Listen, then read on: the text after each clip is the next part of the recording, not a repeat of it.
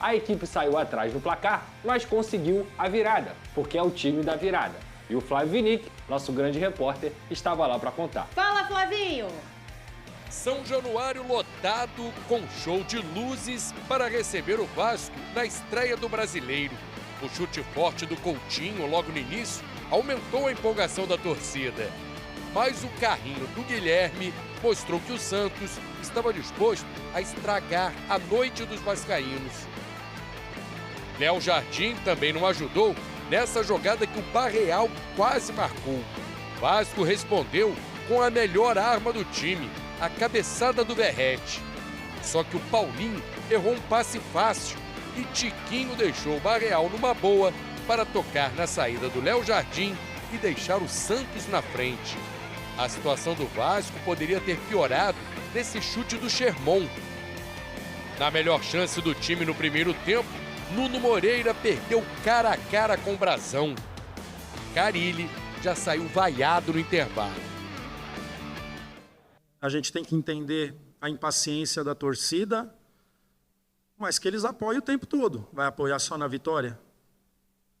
E apoie, vem e apoie, que a gente está trabalhando muito sério aqui com os atletas. Vasco teve outra ótima oportunidade no começo do segundo tempo, mas Hugo Moura isolou. Só que o volante iniciou a jogada do gol de empate. Piton cruzou, Verrete deu assistência de cabeça para o Nuno Moreira deixar tudo igual, fazendo o primeiro do Vasco no Brasileiro. O Santos foi para cima depois do gol e só não desempatou nessa jogada porque Léo Jardim e depois o Lemos salvaram. O lance mais impressionante do jogo foi essa defesa do Brazão na cabeçada do Verrete. Mas depois do cruzamento do Payet, o argentino não deu chance para o goleiro. Cabeceio preciso e o Verrete justificava o grito da torcida de time da virada. Com um gol e uma assistência, Verrete mais uma vez é o destaque de uma vitória do Vasco. O atacante chega à marca de 8 gols em 13 jogos nesta temporada.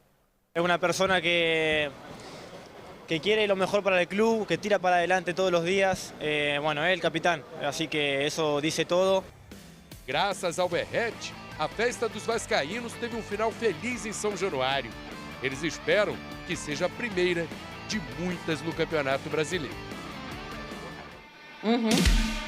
Boa tarde, Lucas Pedrosa!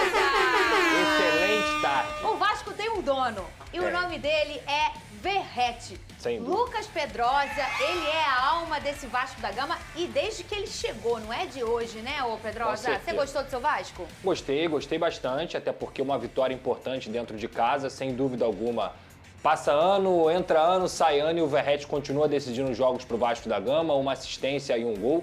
O primeiro tempo, na minha visão, ele foi muito ruim individualmente falando. Inclusive, já adianto aqui que discordo dos xingamentos ao Carille se foi por conta do jogo do Santos. Uma coisa é você analisar o trabalho e não gostar do trabalho. Agora, intervalo de jogo, se você for pegar o primeiro tempo da partida do Vasco da Gama, gente, o Vasco errou individualmente. Os atletas estavam em um dia muito ruim. 90% da equipe individualmente estava mal. Não foi por desorganização que o Vasco saiu perdendo no primeiro tempo. Tanto é que o gol do Santos sai de um erro que o Paulinho geralmente não comete. Ele entrega a bola no pé do Tiquinho, o Tiquinho é muito inteligente e enfia para o Barreal, e o Barreal consegue cavar e foi 1-0 Santos. Mas o Vasco também perdeu gols ainda na primeira etapa, principalmente com o Nuno Moreira, e que garoto espetacular o que ele vem jogando com a camisa do Vasco da Gama. E no segundo tempo, essa equipe que eu sempre reclamava aqui sobre tomar gol e desmoronar, a força mental do grupo que não acontecia, a falta de banco de reservas que não tinha e que agora tem, foi tudo ao contrário. O Vasco veio para o segundo tempo, conseguiu perder uma chance logo no início com o Hugo Moura dá a chapada depois do passe do Nuno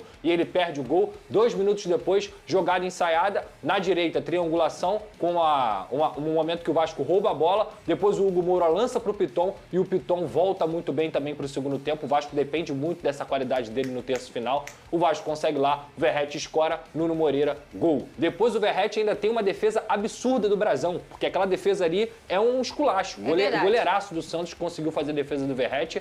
E depois, é aí que eu falei, o banco aparece. O Vasco, há muito tempo, não tinha jogadores como Adson, Tietê, Paê, Jair no banco. Esses caras entraram no time do Vasco. E isso, obviamente, muda a cara do time. Né? A intensidade da equipe, a forma como o Vasco conseguiu se recuperar dentro do jogo. E aí o Paê, que está devendo muito nessa temporada, em 2025, consegue cobrar uma falta na cabeça do Verratti e ele decide novamente para o Vasco da Gama. Aspecto importante também, final do jogo, o Santos não ficou próximo de fazer o segundo gol, porque o Vasco furou a bola na linguagem do futebol. Conseguiu ser experiente, conseguiu fazer a catimba, conseguiu segurar a bola lá na frente com os jogadores que tem também. Então, para mim, uma grande virada em São Januário, iluminação muito boa também, torcida fez um show muito bonito e o Vasco da Gama inicia muito bem essa temporada no Campeonato Brasileiro. Virou zona, Venê. Vem cá, por favor, vê se pode. Olha como é que o homem veio trabalhar, Venê Casagrande. Boa tarde. Vem cá, não é possível. Quando eu cheguei hoje, errado, fui à redação, falei, pô, que cheiro de guardado aqui, cara. Nada de guardado. Cheiro de guardado, sabe aquela camisa que tá há muito tempo sem usar? Aí quando eu olho,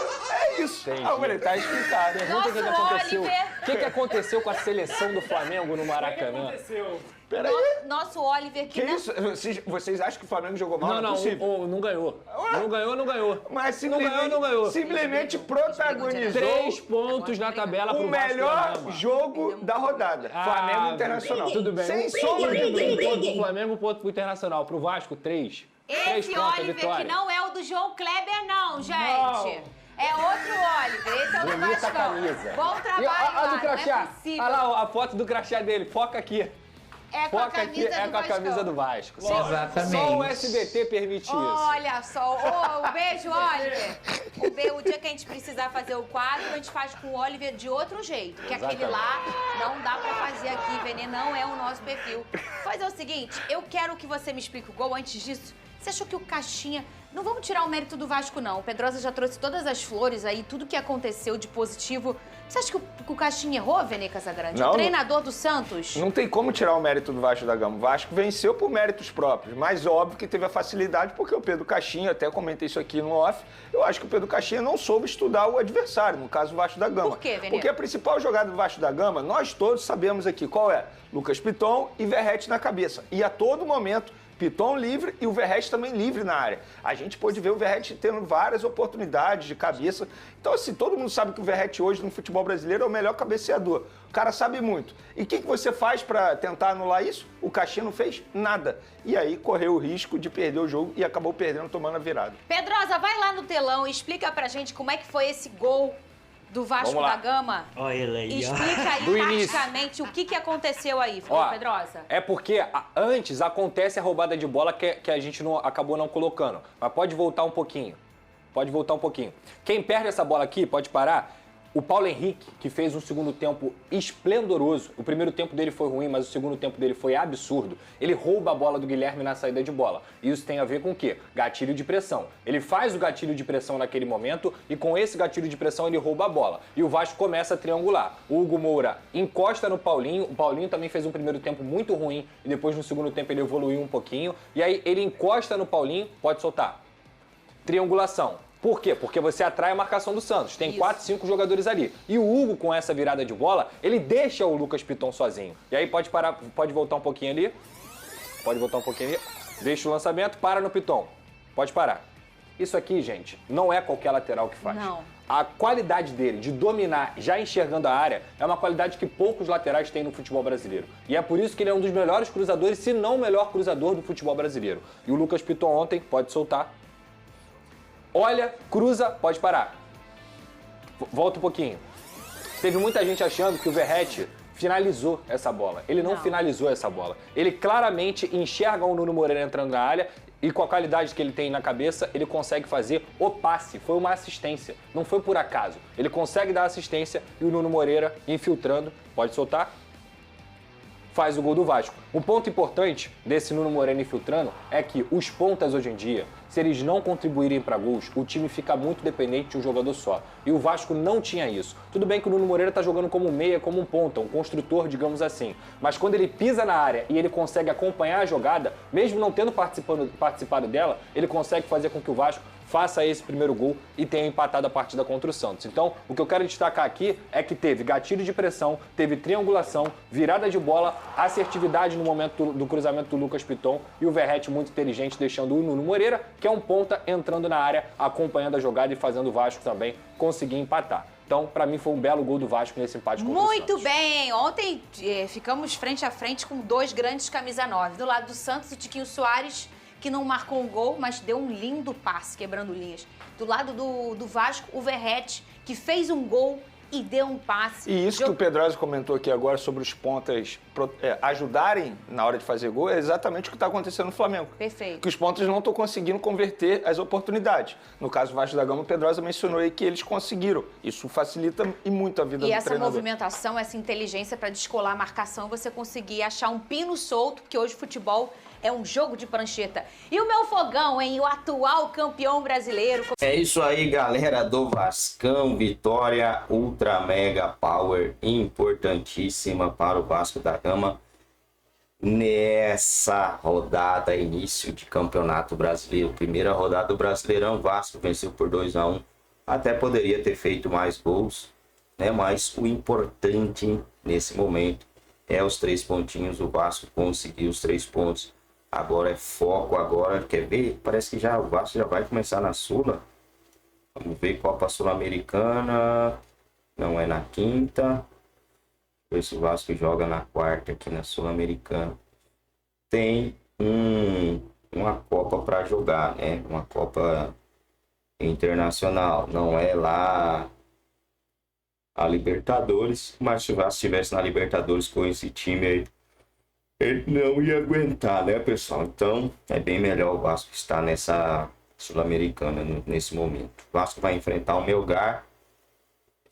Um time forte do grupo aí vai ser o Lanús. Né? O Vasco tem tudo para terminar em primeiro no grupo e se classificar para a próxima fase da Sul-Americana.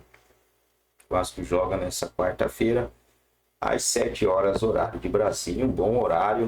O Grêmio também joga, o Grêmio joga um pouco mais tarde e o Corinthians joga no mesmo horário do Vasco.